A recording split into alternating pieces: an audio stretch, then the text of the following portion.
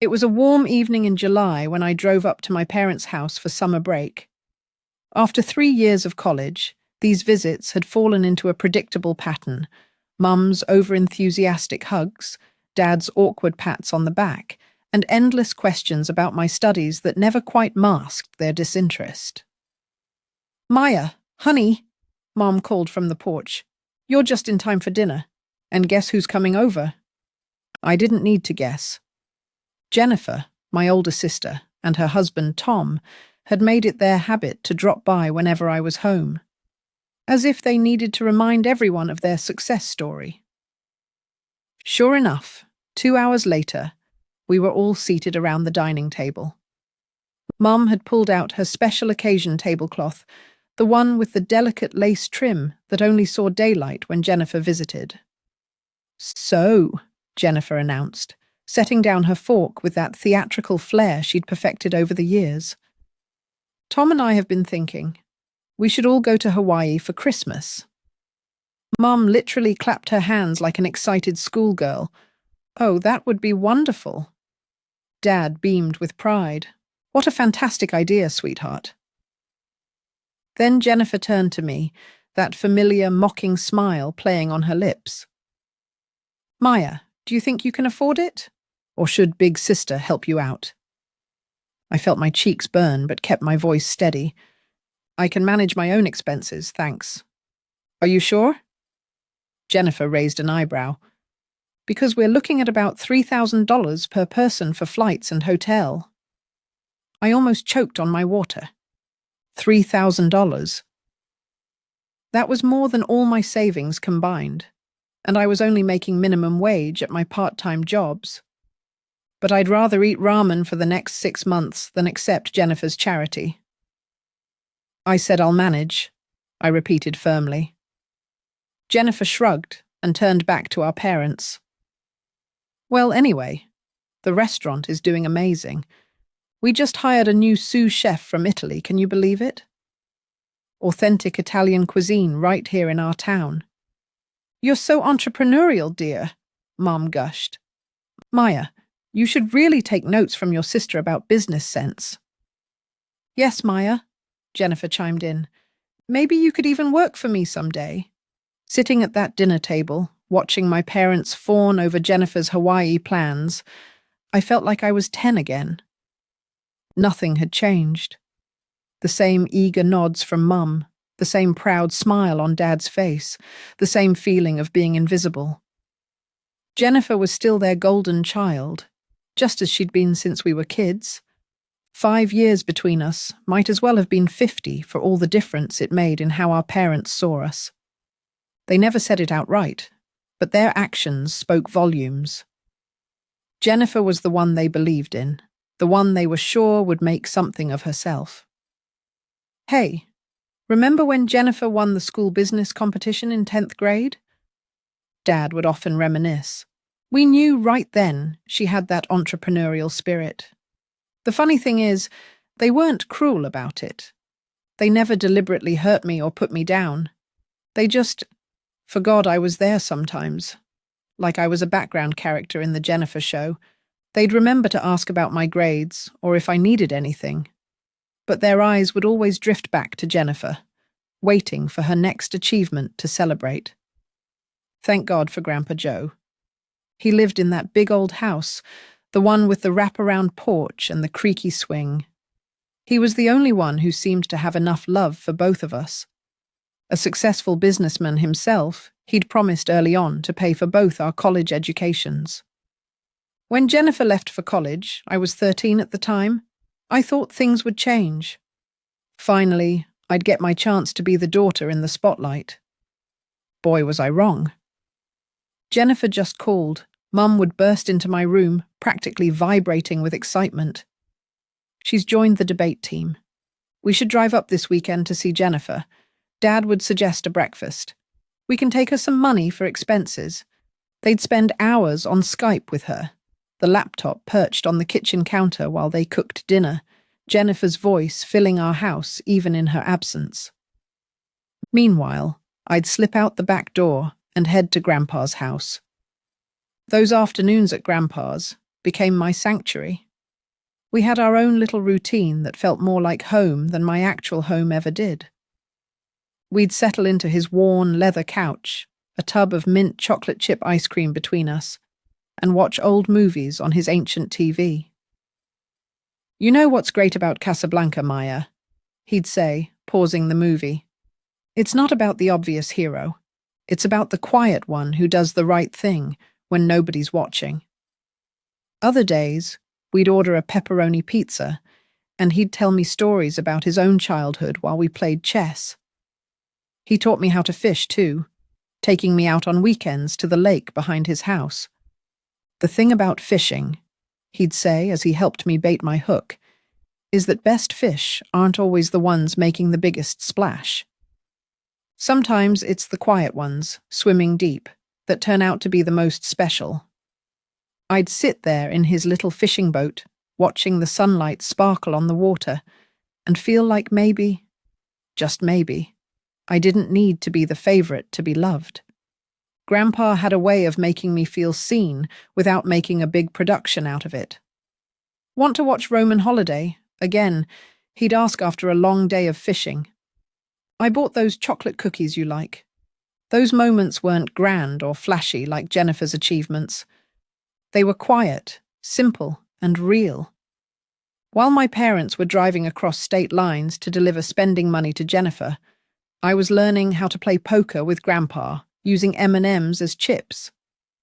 5 years passed in a blur of family dinners and achievements, all Jennifer's, of course.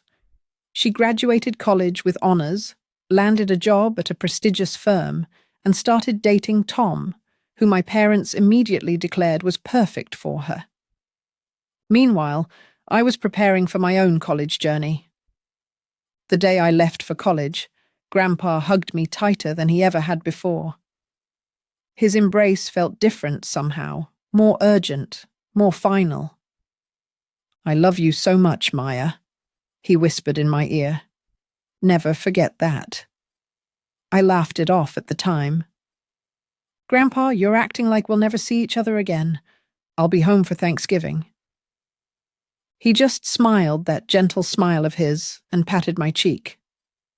"Just remember what I said, kiddo." 2 months into my freshman year, Mom called. Her voice was breaking as she told me Grandpa had died in his sleep. The world stopped spinning for a moment. I sat there on my dorm room bed, phone pressed to my ear, unable to process the words. The funeral was on a crisp autumn day. After the service, we all gathered in Grandpa's attorney's office for the reading of the will. Jennifer sat primly in her designer black dress, while I fidgeted in the scratchy department store one I'd bought last minute. "To my daughter Sarah," the attorney read, "I leave the sum of $50,000. Mom nodded, squeezing Dad's hand. "To my granddaughter Jennifer, I leave the sum of $300,000. Jennifer's face lit up. She immediately turned to Tom, who'd been hovering by her side throughout the funeral. "Baby, we can have that dream wedding now, and still have enough to start our restaurant." "And to my granddaughter Maya," the attorney continued, "I leave my house on Maple Street, including all its contents, and the surrounding property." The room went quiet for a moment before Jennifer burst out laughing. "Oh my God, Maya got the old house. That's hilarious." She wiped tears of mirth from her eyes. "Don't worry, sis. Maybe you can sell it and buy yourself something nice. Though I doubt anyone would want that creaky old place." "Jennifer?" Mum scolded half-heartedly, but she was already smiling at her elder daughter's plans. "We'll have the wedding in spring," Jennifer announced, completely taking over the somber moment. "Tom and I already have the perfect business plan for an authentic Italian restaurant. This is exactly the capital we needed." True to her word, Jennifer threw herself into wedding planning. It was a spectacular affair: white doves, ice sculptures, a 5-tier cake, and what felt like half the town in attendance. I stood next to her in a bridesmaid dress she'd chosen, watching her marry Tom in what Mom called the social event of the season. Before the honeymoon tan had even faded, Jennifer and Tom opened their restaurant. They called it Bella Vita, Beautiful Life. The local paper did a feature on them, praising the young entrepreneurs for bringing authentic Italian cuisine to our small town. Mom and Dad framed the article and hung it in their living room. Meanwhile, I tried to figure out what to do with my inheritance. The property taxes weren't insignificant, and maintaining that big old house wouldn't be cheap. After running the numbers one weekend, I thought I'd found a solution. At the next family dinner, I decided to bring it up. "I'd been thinking about the house," I said, trying to sound confident as I pushed my green beans around the plate. "Since I'm at college most of the year, I could rent it out. That would help cover the taxes and maintenance." The silence that followed made me look up. Mom and Jennifer were exchanging one of their looks, the kind that had always meant trouble for me growing up. Jennifer's husband, Tom, suddenly became very interested in his mashed potatoes. "Oh, honey," Mum said in that patronizing tone she reserved for when she thought I was being particularly dense. "Why would you want to rent to strangers when your sister and Tom need a place to live?" I blinked. "What?" Jennifer set down her wine glass with a delicate clink. "Well, it makes perfect sense, doesn't it? Tom and I could use the extra space, especially now that we're running the restaurant. And obviously, you're not going to charge rent from your own sister. I mean, that would be ridiculous." "Right, Mom?" "Of course it would." Mom agreed immediately. "Family helps family." And just like that, they turned back to their previous conversation about the restaurant's new wine list. Dad nodded along. Jennifer gestured animatedly about some expensive Chianti she'd imported, and Tom finally looked up from his potatoes to join in. I sat there, fork suspended halfway to my mouth, as the reality of what had just happened sank in. I could protest, of course. I could point out that it was my house, my inheritance, my decision. I could remind them that Jennifer and Tom had just gotten a huge sum of money from Grandpa's will, while I got, well, apparently nothing now. But I knew it wouldn't make any difference. They'd look at me with that mixture of disappointment and annoyance they always did when I didn't go along with their plans. Mum would sigh and remind me about family loyalty. Jennifer would make subtle jabs about my selfishness for weeks. Dad would give me that look, the one that said I was making things difficult for no good reason. So I did what I'd always done.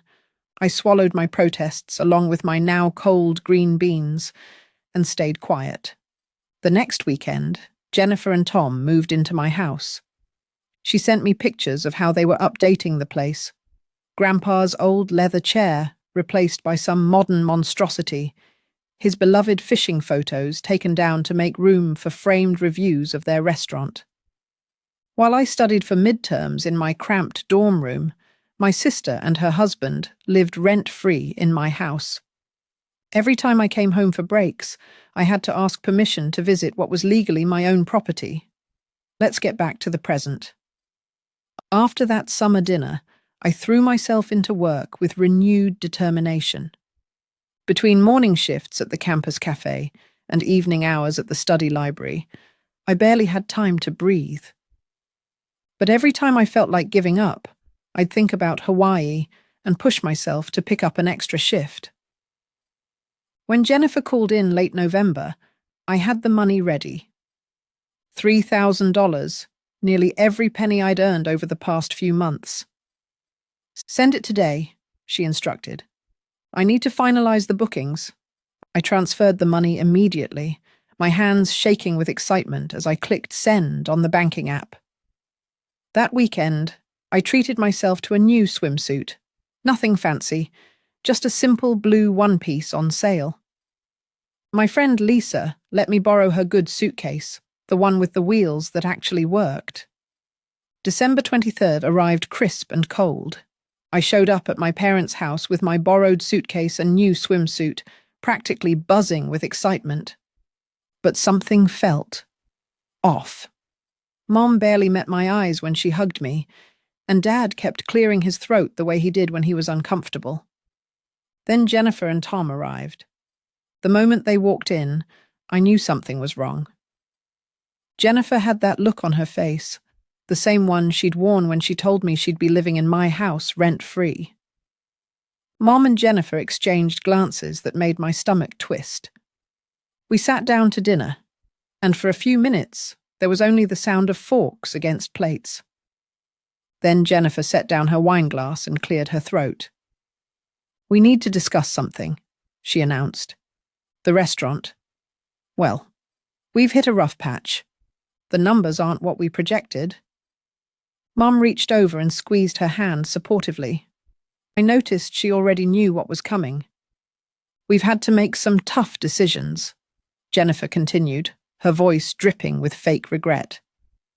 "We've had to cut some expenses, including our contribution to the Hawaii trip budget."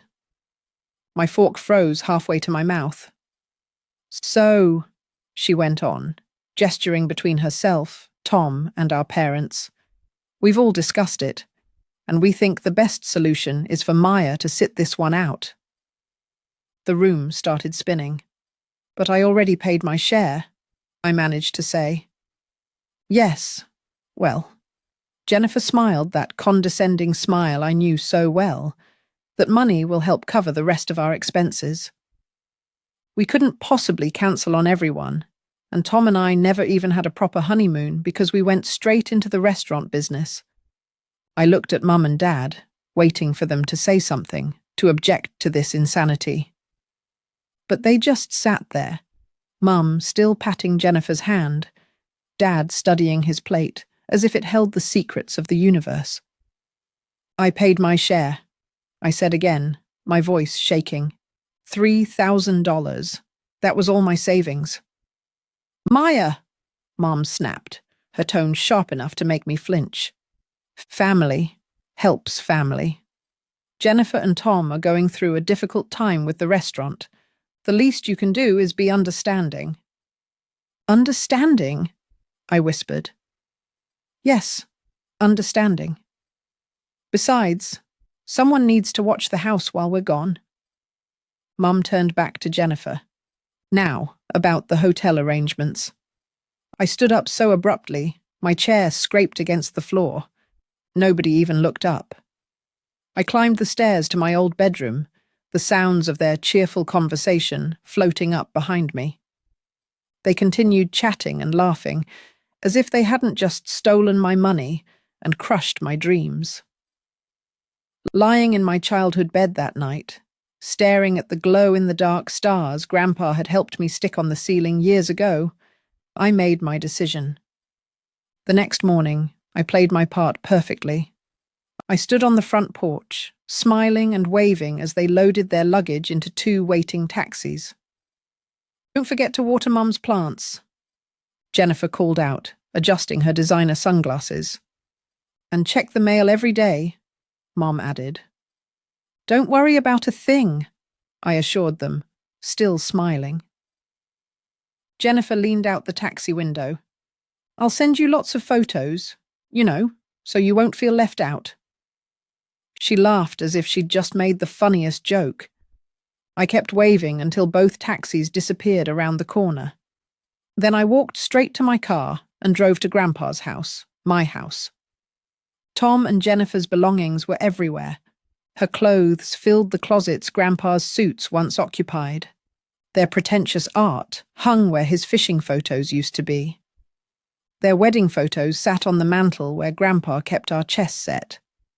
I started in the master bedroom, pulling out suitcases and boxes, methodically packing everything.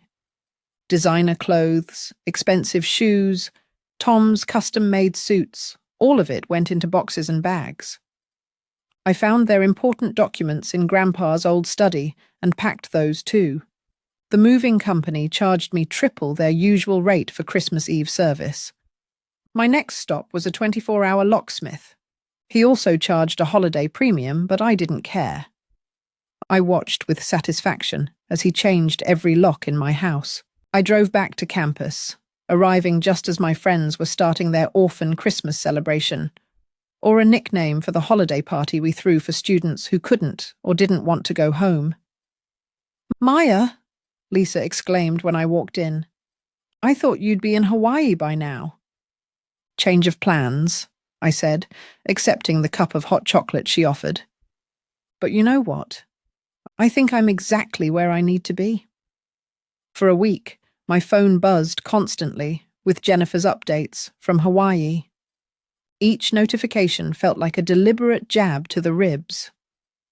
"Living our best life," read the caption under a photo of Jennifer and Tom sipping cocktails on the beach. "Making memories with the people who matter most," accompanied a sunset dinner picture. My Instagram feed became a showcase of their perfect Hawaiian vacation.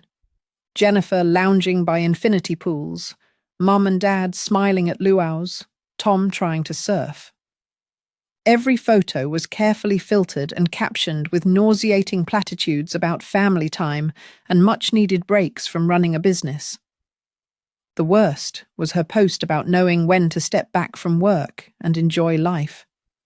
That one came with a photo of all of them holding champagne glasses at a New Year's Eve party, paid for with my savings. Then, early on New Year's Day, my phone exploded. "Maya, why are all of Jennifer's things in our living room?" "Mum, call me immediately." "Dad, what the hell did you do with our stuff?" "Jennifer, the locks aren't working. Did you change them?" "Tom." I watched the messages roll in, my phone buzzing like an angry hornet. "This is completely unacceptable. Call us now." "Mom, if you don't bring the new keys right now, you'll regret this." "Jennifer, Maya Elizabeth Parker, answer your phone this instant." "Dad." The messages kept coming, growing increasingly angry. Words like ungrateful, selfish, and spiteful filled my screen. Jennifer's texts became particularly colourful, peppered with accusations about betraying family and ruining their lives. "How dare you throw your own sister out on the street after everything we've done for you?" "Mom, you're just jealous because we got to go to Hawaii and you didn't." "Jennifer, this is the most selfish thing you've ever done." "Dad." My phone showed 47 missed calls and over 100 messages by mid-morning. I read each one, letting their words wash over me without response. With each angry message, I felt lighter, freer. They could rage and threaten all they wanted. I wasn't that compliant little girl anymore. I put my phone on silent and went to get breakfast with my friends, leaving their messages unread and their calls unanswered. For the first time in my life, I didn't feel compelled to explain or justify myself to them. By evening, my phone showed over 200 missed calls. The constant buzzing had become white noise. But when Mum's name flashed across my screen for the 201st time, I finally answered. "How dare you?" Mum's voice exploded through the speaker before I could even say hello. "Do you have any idea what you put your sister through?" "Maya." Dad's voice joined in from another extension. "This behavior is completely unacceptable." I sat cross-legged on my dorm room bed, surprisingly calm. "Is it? Like taking my $3,000 and going to Hawaii without me was acceptable?" "That was different." Mom spluttered. "The restaurant." "No," I cut her off, my voice steady. "Let me talk. For once in my life, just let me talk." Amazingly, they fell silent. "You took my money I worked double shifts to earn. You let Jennifer and Tom live in my house rent-free while they ran their restaurant. You've always treated me like I was nothing compared to Jennifer. Always." "That's not," Dad started. "Remember my high school graduation? You left early because Jennifer called about a job interview. My college acceptance letter? You barely looked at it because Jennifer had just started dating Tom. Every achievement, every milestone in my life has been overshadowed by Jennifer's latest whatever. The words poured out of me, years of hurt and resentment, finally finding their voice. And then Hawaii. You didn't just take my money, you laughed about it. Jennifer sent me mocking photos. Do you have any idea how that felt? To know my own family could be so cruel? The silence on the other end stretched out. Finally, Mom spoke, her voice softer, but still defensive. Maya, you have to understand. Jennifer and Tom are really struggling with the restaurant. They need help, and I needed parents who cared about me as much as they cared about Jennifer. I needed a sister who didn't treat me like a doormat. I needed a family who saw me as more than just Jennifer's backup plan. But where will they live? Mom's voice cracked. They can live with you, just like they are now. Or they can rent an apartment like normal adults. My house isn't their safety net anymore.